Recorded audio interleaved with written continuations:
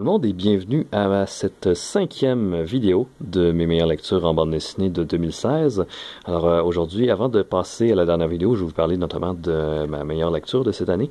Je voulais en faire une pour notamment parler de certaines bandes dessinées qui n'ont pas tout à fait le top 5, mais qui, je pense, méritent un peu d'attention, ne serait-ce qu'à titre de mention honorable. Donc allons-y rapidement avec Daredevil. C'est la toute nouvelle série. C'est fait par Ron Garney et Clayton Cowles et plusieurs autres. C'est Matt Murdock qui, après une courte absence, revient dans le rôle du justicier de Daredevil. C'est une série qui est absolument magnifique là, sur le plan visuel. Moi, j'ai vraiment adoré ça. Là. Ça déroule un peu de Frank Miller, mais avec une touche un peu plus moderne sur certains aspects. C'est vraiment de toute beauté. Sinon, peut-être le scénario manque peut-être un peu d'enjeu. On a du mal peut-être à se sentir vraiment impliqué dans le récit. Mais tout de même, je pense que c'est une série qui peut être intéressante à lire. Alors, allons-y ensuite avec dans un tout autre registre, Patsy Walker, Hellcat. Alors, c'est une série toute cute, vraiment c'est rose bonbon là à la limite là, tout le long, et c'est fait par Kate Leff, Brittany L. Williams et Natasha Allegri. Comme je disais, une série toute cute, vraiment avec beaucoup de charme. C'est Patsy Walker qui est une justicière qui autrefois était le sujet d'une série de bandes dessinées de romances écrites par sa mère. Donc, ça revient dans son présent et elle essaie de découvrir un peu de qui... et ça la gêne un peu, et elle essaie de découvrir un peu qui est derrière tout ça. C'est vraiment une série qui est pas nécessairement de grosses ambitions, là, mais qui a vraiment beaucoup de charme et c'est vraiment tout cute. Là. Si vous êtes notamment amateur de chats, c'est définitivement pour vous. Ensuite, on a Black Widow. Alors, c'est fait par Mark Waid et Chris Samney. Black Widow, c'est Natasha, qui maintenant Natasha, l'espionne suprême, est maintenant poursuivie par le Shield qui veut sa peau. C'est une série d'actions vraiment au rythme effréné. Ça n'arrête pas, mais vraiment jamais. Le découpage est à couper au couteau. Ça se lit extrêmement rapidement. C'est vraiment, je pense, une des meilleures séries d'action de cette année. Oui, c'est donc une très bonne lecture aussi. Ensuite, on a All New, All Different Avengers. Alors, c'est fait par plusieurs auteurs, notamment Mark Waid, Kubert et Azrar.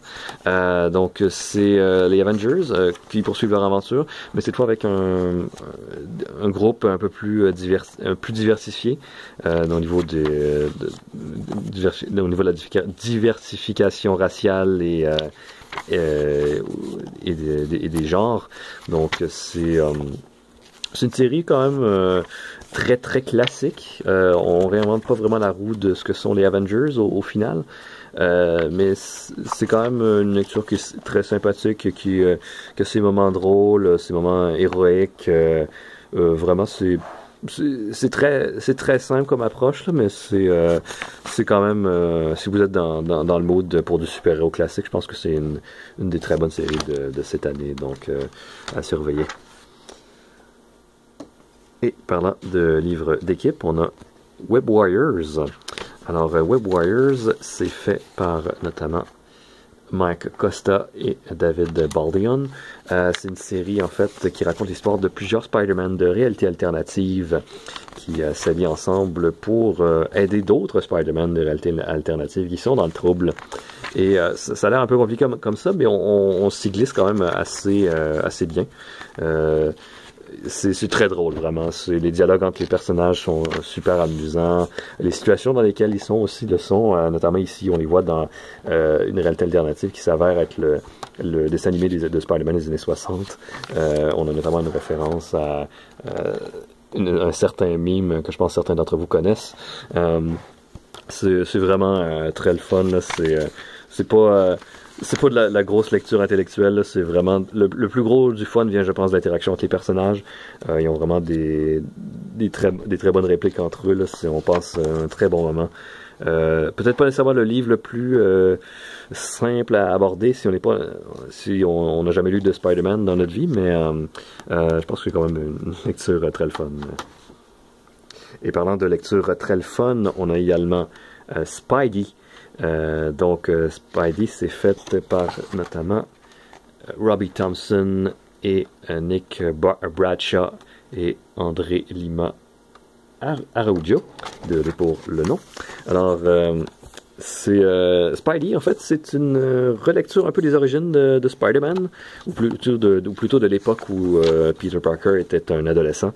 Ça se veut vraiment une série anthologique, donc il n'y a pas de grosse continuité. Chaque épisode se conclut en lui-même, et c'est vraiment très le fun. Ça se veut être du pur bonbon, là. C'est une série d'aventures où chaque épisode est centré sur un vilain. Et c'est vraiment très le fun. C'est une lecture un peu plus moderne des origines de Spider-Man. Il y a également certains épisodes où ils vont avoir on a des effets de découpage qui sont quand même très intéressants.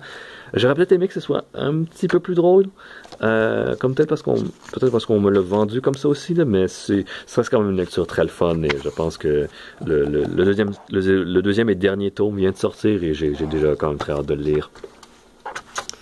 Alors, dans les dernières mentions, nous avons Justice League of America, The Silver Age.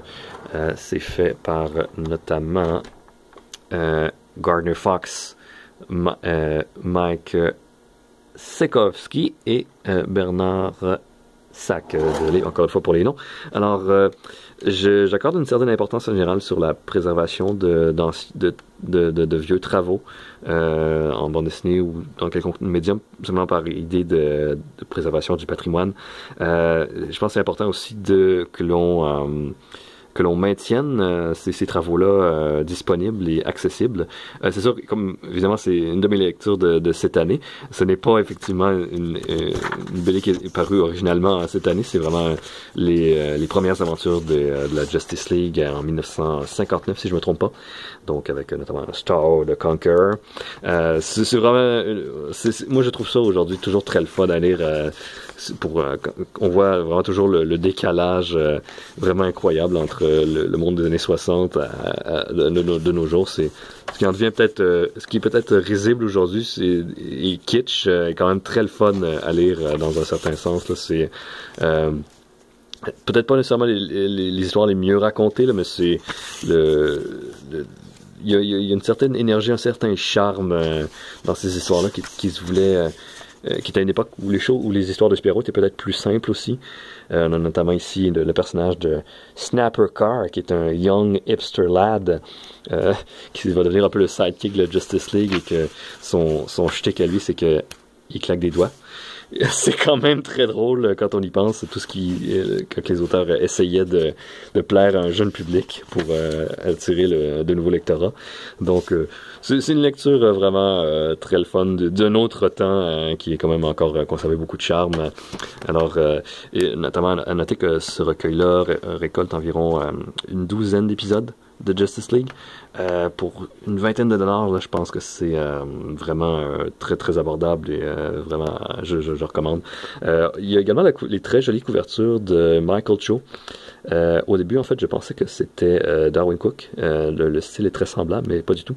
Mais on voit tout de suite, on reste dans l'esprit de l'époque, la Justice League, avec leur beau sourire de « Oui, on va à la piscine! » Donc, oui, c'est une très belle édition de Justice League. Donc, je vous invite à le procurer si vous n'avez pas déjà une collection quelque part de ces titres-là. Vraiment, donc, un excellent choix, je pense, de cette année. Donc ça fait le tour, et demain donc j'uploaderai la dernière vidéo qui va parler de ma meilleure lecture de cette année. Donc à demain.